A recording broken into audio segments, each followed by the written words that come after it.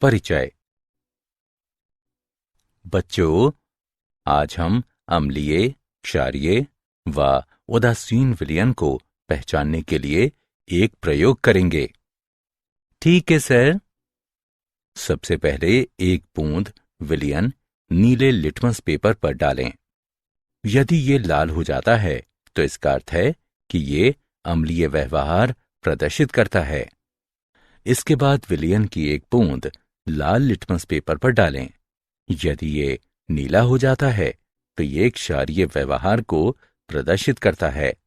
और अंत में हम तीसरे समाधान के लिए परीक्षण करेंगे, जिसमें रंग अपरिवर्तित रहता है, जिसका अर्थ है कि विलयन उदासीन है, अर्थात हम कह सकते हैं कि साम्यावस्था में है। सर, ये साम्यावस्था क्या है? साम्यावस्था वो स्थिति होती है जिसमें क्षार के अणुओं की संख्या अम्ल के अणुओं की संख्या के बराबर हो जाती है।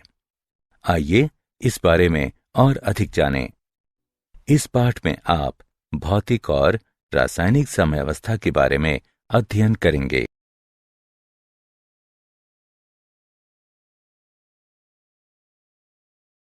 उद्देश्य। इस पाठ के अंत में आप निम्न करने में सक्षम हो जाएंगे: विलयन में आयनीय साम्यावस्था का वर्णन करना, अम्ल, क्षार व लवण की अवधारणा की चर्चा करना, पीएच स्केल का वर्णन करना, अम्ल शक्ति को प्रभावित करने वाले कारकों की चर्चा करना, लवणों के जल अपघटन और उनके विलयन के पीएच की चर्चा करना, बफर विलयन का वर्णन करना, विलेयता गुणनफल स्थिरांक को परिभाषित करना।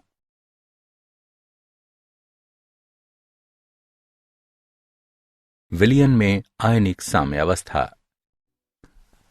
सोडियम क्लोराइड जैसे पदार्थ का जलीय विलयन सल्फ्यूरिक अम्ल इत्यादि में से विद्युत का प्रवाह होता है, जबकि शर्करा, यूरिया इत्यादि के जलीय विलयन में से विद्युत का प्रवाह नहीं होता है।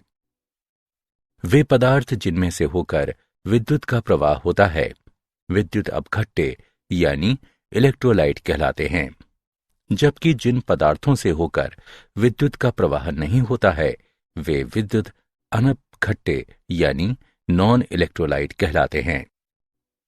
वे विद्युत अपघट्य जो अपने विलयन में लगभग पूर्ण रूप से आयनीकृत हो जाते हैं प्रबल विद्युत अपघट्य कहलाते हैं, और वे विद्युत अपघट्य जो अपने विलयन में अपूर्ण रूप से आयनीकृत होते हैं दुर्बल विद्युत अपघट्य कहलाते हैं। वो साम्यावस्था जिसमें जलीय विलयन में आयन संबद्ध होते हैं आयनिक साम्यावस्था कहलाती है।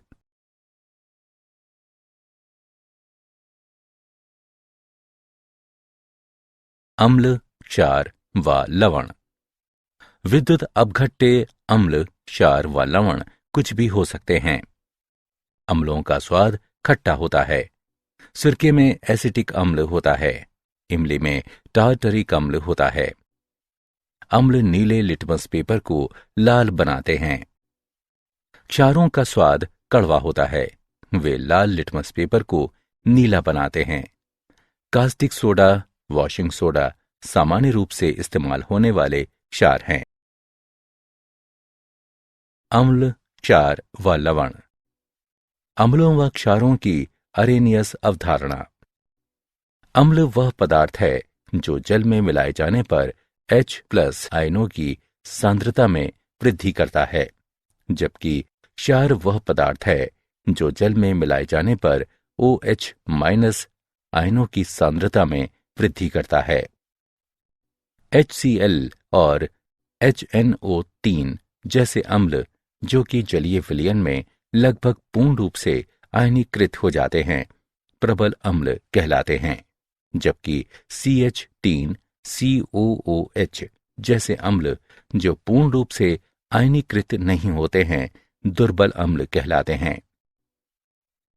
इसी प्रकार जो क्षार जलीय विलयन में लगभग पूर्ण रूप से आयनीकृत हो जाते हैं प्रबल क्षार कहलाते हैं, जैसे NaOH और KOH।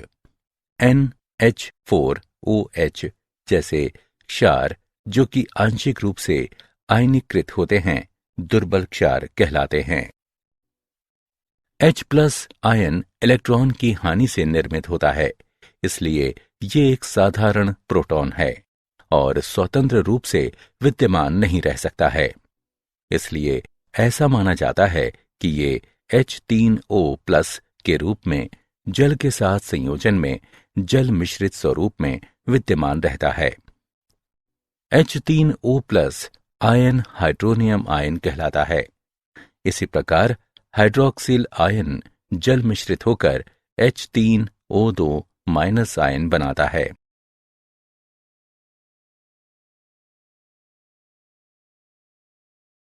ब्रोंस्टेड, लॉरी अम्ल एवं क्षार। उनके अनुसार अम्ल वो पदार्थ है जो प्रोटॉन प्रदान कर सकता है।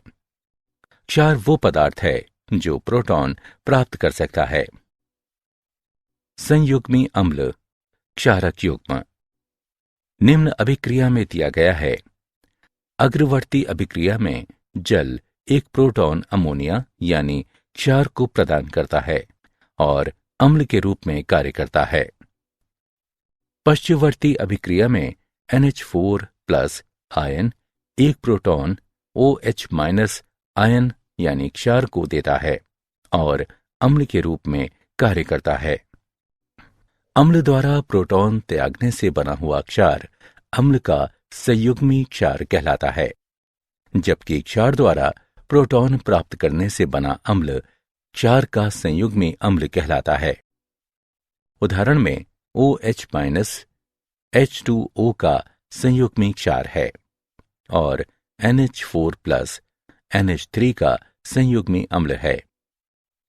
अम्ल क्षारक युग्म जैसे कि H2O/OH- और NH4+/NH3 जिनका निर्माण प्रोटॉन की हानि या प्राप्ति से होता है, संयुग्मी अम्ल क्षारक युग्म कहलाते हैं।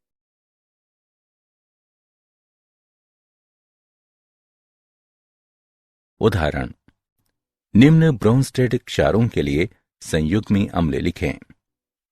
H2O NH3 और C2H 5OH। विलयन संयुग्मी अम्ल का निर्माण क्षार से प्रोटॉन की प्राप्ति से होता है।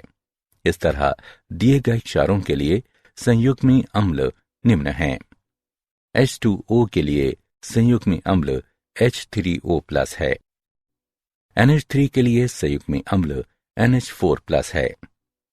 C2H5OH के लिए संयुग्मी अम्ल C2H5OH2+ है।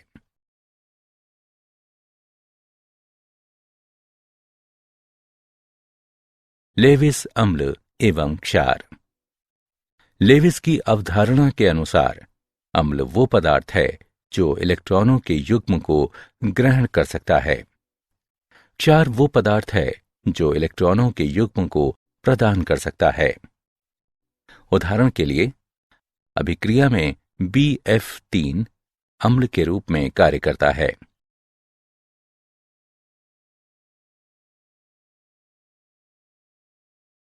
अम्लों एवं क्षारों का आयनन। जल और इसके आयनिक उत्पादों का आयनन स्थिरांक। शुद्ध जल एक दुर्बल विद्युत अपघट्य है और समीकरण के अनुसार आयनीकृत होता है, अथवा सामान्य रूप से इस तरह से लिखा जाता है, जिसके लिए आयनन स्थिरांक निम्न के द्वारा निरूपित किया जाता है। Ki बराबर H+ की सांद्रता गुणे OH- की सांद्रता बटे H2O की सांद्रता। चूंकि जल आंशिक रूप से आयनीकृत है, इसकी ज्ञात होने वाली सांद्रता आंशिक रूप से आयनीकृत होगी। इसकी सांद्रता आयनन स्थिरांक Ki के साथ संयोजित हो सकती है और एक नया स्थिरांक देती है, जो जल का आयनिक गुणनफल Kw कहलाता है। माना ये समीकरण 1 है शुद्ध जल में OH- की सांद्रता H+ के बराबर होती है। इसलिए 25 डिग्री सेल्सियस पर जल में H+ का मान ज्ञात किया जाना है। इस तरह 25 डिग्री सेल्सियस पर आयनिक गुणनफल का मान बराबर है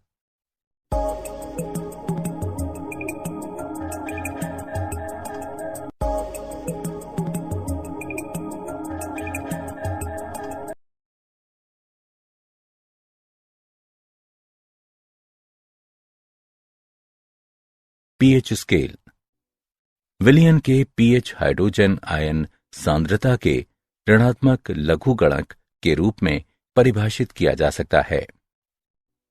25 डिग्री सेल्सियस पर उदासीन जल के लिए pH बराबर -log 1.0 गुणे 10 की घात -7 जो कि 7 के बराबर है। 25 डिग्री सेल्सियस पर अम्लीय व क्षारीय का समरूपी pH क्रमशः 7 से कम और 7 से अधिक होगा। हम pOH स्केल को हाइड्रोक्सिल आयन सांद्रता के ऋणात्मक लघुगणक के रूप में परिभाषित कर सकते हैं।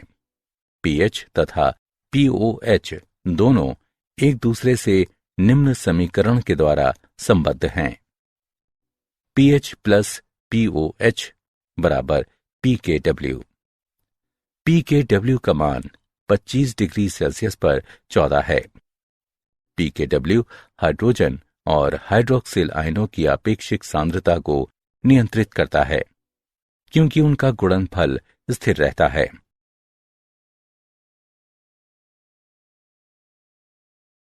दुर्बल अम्लों का आयनन स्थिरांक। दुर्बल अम्ल HX के विषय में विचार करें जो कि जलीय विलयन में आंशिक रूप से आयनीकृत होता है और इसे HX की आरंभिक सांद्रता के रूप में निरूपित किया जा सकता है जो माना कि C है। माना आयनन परिवर्तन का प्रसार अल्फा है तो HX साम्य सांद्रता C- अल्फा है। H3O+ साम्य सांद्रता प्लस C अल्फा है तथा X- साम्य सांद्रता प्लस C अल्फा है। अभिक्रिया के लिए साम्य स्थिरांक है Ka बराबर C वर्ग अल्फा वर्ग बटे C गुणे 1 - अल्फा। Ka बराबर C अल्फा वर्ग बटे 1 - अल्फा। Ka को अम्ल HX का वियोजन या आयनन स्थिरांक कहा जाता है। इसे मोलर सांद्रता के रूप में निरूपित किया जा सकता है। हाइड्रोजन आयन सांद्रता का pH स्केल प्राप्त करने के लिए विस्तारित किया जा सकता है। दुर्बल क्षारों का आयनन। दुर्बल क्षार XOH के आयनन को इस प्रकार निरूपित किया जा सकता है। क्षार के आयनन के लिए साम्य स्थिरांक को Kb द्वारा निरूपित किया जा सकता है और ये क्षार आयनन स्थिरांक कहलाता है। इसे निम्न रूप में दर्शाया जाता है। यदि आरंभिक सांद्रता C है और क्षार के आयनन की मात्रा अल्फा है तो साम्य स्थिरांक को निम्न रूप में लिखा जा सकता है Kb बराबर C अल्फा वर्ग बटे 1 - अल्फा। हाइड्रोजन आयन सांद्रता का pH स्केल प्राप्त करने के लिए विस्तारित किया जा सकता है।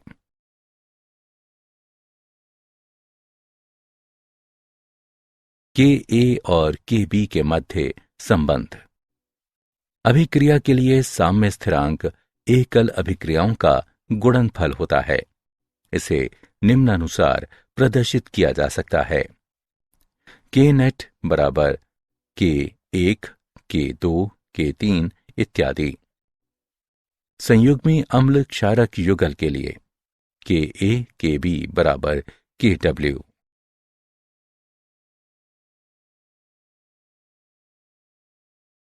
द्वि तथा बहुक्षार की अम्ल एवं द्वि तथा बहुअम्लीय क्षार।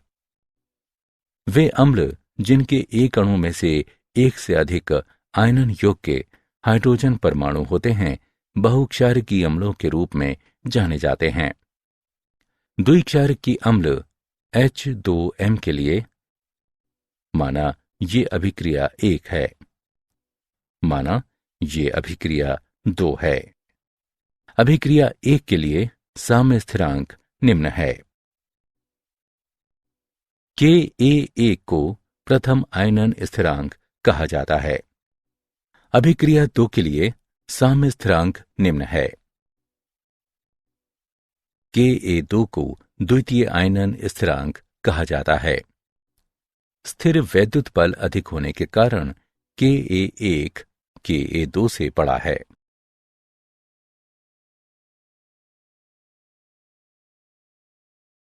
अम्ल सामर्थ्य को प्रभावित करने वाले कारक।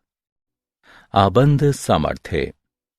अम्लीय प्रोटॉन और अन्य शेष अणुओं के मध्य आबंध की सामर्थ्य का अम्लता पर प्रभाव पड़ता है। सामान्य रूप से आबंध जितना दुर्बल होगा, अम्ल की अम्लता उतनी ही अधिक होगी। आबंध ध्रुवणता। अम्लीय हाइड्रोजन एवं अन्य परमाणु के मध्य उच्च ध्रुवीय आबंध प्रोटॉन के लिए अणु को छोड़ना आसान बनाता है और इसे अध्रुवीय आबंध की तुलना में अपेक्षाकृत अधिक अम्लीय बनाता है। उसी पंक्ति में तत्वों की अम्लों के लिए आबंध सामर्थ्य एक दूसरे के और अधिक समानता की ओर प्रवृत्त होते हैं और इसलिए अम्ल की सामर्थ्य निर्धारण में आबंध की ध्रुवणता महत्वपूर्ण भूमिका निभाता है। क्योंकि ध्रुवणता संबंधित परमाणुओं की वैद्युत ऋणात्मकता पर निर्भर होती है, अम्ल की सामर्थ्य में वैद्युत ऋणात्मकता के साथ बढ़ोतरी की प्रवृत्ति होती है, क्योंकि आबंध अधिक ध्रुवणता की ओर प्रवृत्त होता है।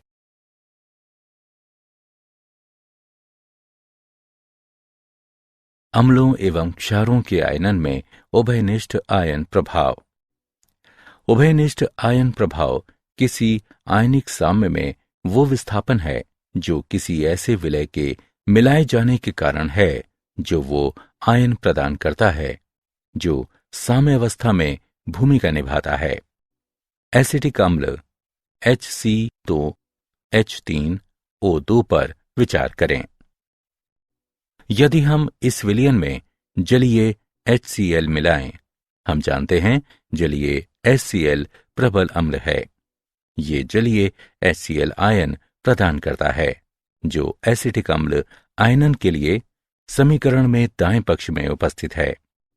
ली चैटेलियर के सिद्धांत के अनुसार साम्य संयोजन बाईं ओर स्थानांतरित हो जाएगा। एसिटिक अम्ल के आयनन की मात्रा में एक प्रबल अम्ल के मिलाए जाने पर कमी आती है। एसिटिक अम्ल के आयनन में जलीय HCl द्वारा ये कमी उभयनिष्ठ आयन प्रभाव का एक उदाहरण है। लवणों का जलापघटन तथा उनके विलयनों का pH। जलापघटन वह प्रक्रिया है जिसमें जल लवण से अभिक्रिया करके अम्ल एवं क्षार बनाता है।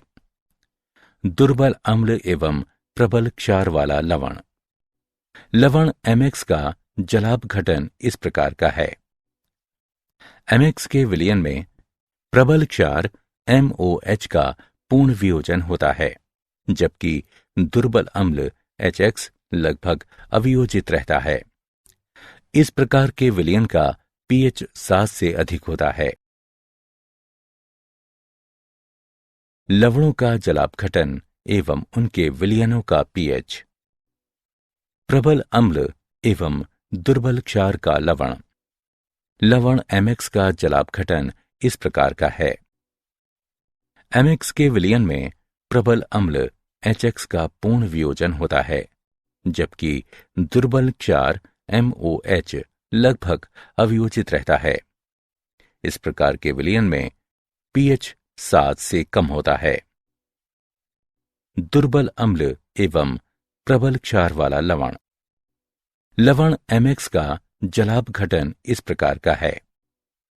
एमिक्स विलयन में दुर्बल अम्ल और दुर्बल क्षार दोनों आंशिक रूप से अवियोजित स्वरूप में रहते हैं।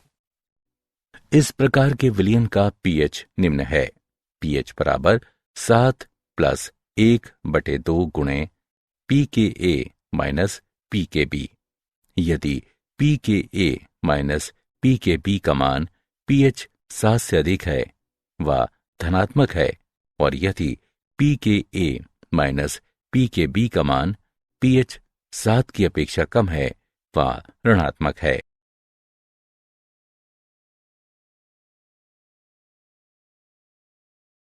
बफर विलयन।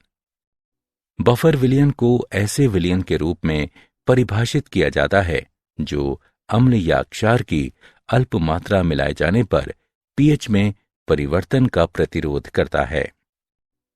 बफर क्रिया।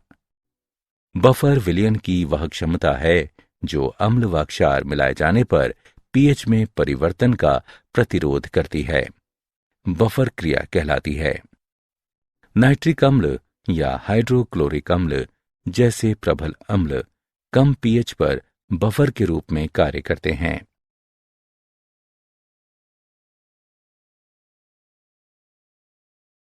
अल्प विलय लवणों की विलयता साम्य। किसी विलयन में विलयता लवण की लैटिस एंथैल्पी यानी पूर्णोष्म तथा आयनों की विलायक योजन एंथैल्पी पर निर्भर करती है। विलयता गुणनफल स्थिरांक। किसी अल्प विलय लवण के लिए जो साम्यावस्था स्थापित करने के लिए वियोजित होता है। विलयता गुणनफल स्थिरांक को निम्न रूप में परिभाषित किया जा सकता है। इलेक्ट्रोलाइट सूत्र में जहां Ay+ व Bx- संबंधित धनात्मक एवं ऋणात्मक आयनों को निर्दिष्ट करते हैं और X व Y इन आयनों की संख्या को निरूपित करते हैं।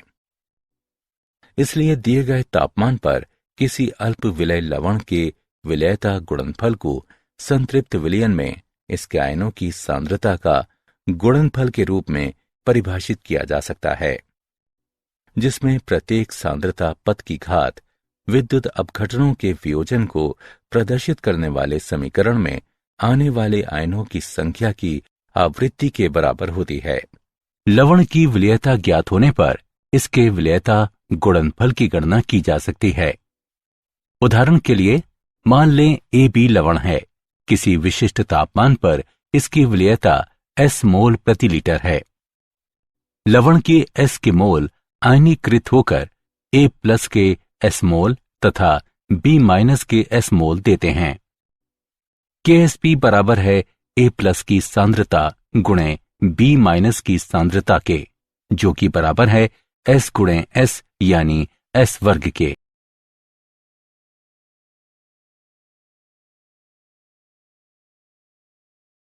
आयनिक लवणों की विलयता पर उभयनिष्ठ आयन प्रभाव। यदि NaCl विलयन में AgCl विलयन मिलाया जाए जिनमें उभयनिष्ठ आयन के रूप में Cl- है, तो AgCl की विलयता कम हो जाएगी, क्योंकि NaCl से Cl- निकलकर Ag+ के साथ संयोजित होकर बनाता है। इसी प्रकार यदि इसके एक आयन की सांद्रता में कमी आती है तो दोनों आयनों की सांद्रता बढ़ाने के लिए एक बार पुनः KSP बराबर QSP होने तक अधिक लवण वियोजित होगा। ये इसके लिए भी लागू होता है जो कि NaCl विलयन में HCl का इस्तेमाल करते हुए Cl- द्वारा अवक्षेपित होता है। उभयनिष्ठ आयन प्रभाव को किसी विशेष आयन के लगभग संपूर्ण अविक्षेपन के लिए उपयोग किया जाता है, क्योंकि द्रव्यमान निर्धारण द्वारा भारात्मक आकलन हेतु इसके आंशिक विलय लवण का KSP मान बहुत कम होता है। क्या आप जानते हैं प्रबल अम्ल उच्च रूप से संक्षारक होता है। उदाहरण के लिए सल्फ्यूरिक अम्ल वे धातुओं को वियोजित कर सकते हैं। जो क्षार जल में वियोजित हो जाता है क्षारक कहलाता है। जब आप किसी अम्ल को क्षारक में मिलाते हैं तो दोनों उदासीन हो जाते हैं। अम्ल और क्षारक एक साथ अभिक्रिया करके लवण और जल बनाते हैं।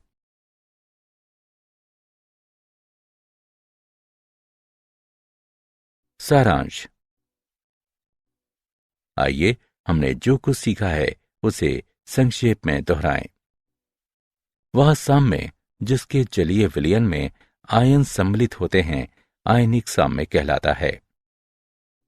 अरेरियस के अनुसार अम्ल वो पदार्थ है जिसे जल में मिलाने पर H+ आयनों की सांद्रता में बढ़ोतरी होती है, जबकि क्षार वो पदार्थ है जिसे जल में मिलाने पर OH- आयनों की सांद्रता में बढ़ोतरी होती है। बोन्स्टेड एवं लॉरी के अनुसार अम्ल वो पदार्थ है जो एक प्रोटॉन प्रदान कर सकता है। क्षार वो पदार्थ है जो एक प्रोटॉन ग्रहण कर सकता है। वह क्षार जो अम्ल द्वारा त्यागे गए प्रोटॉन के कारण बनता है अम्ल का संयुग्मी क्षार कहलाता है, जबकि वो अम्ल जो क्षार द्वारा ग्रहण किए गए प्रोटॉन के कारण बनता है क्षार का संयुग्मी अम्ल कहलाता है। लेविस के अनुसार अम्ल वो पदार्थ है जो इलेक्ट्रॉनों के युग्म को ग्रहण कर सकता है। क्षार वो पदार्थ है जो इलेक्ट्रॉनों के युग्म को प्रदान कर सकता है।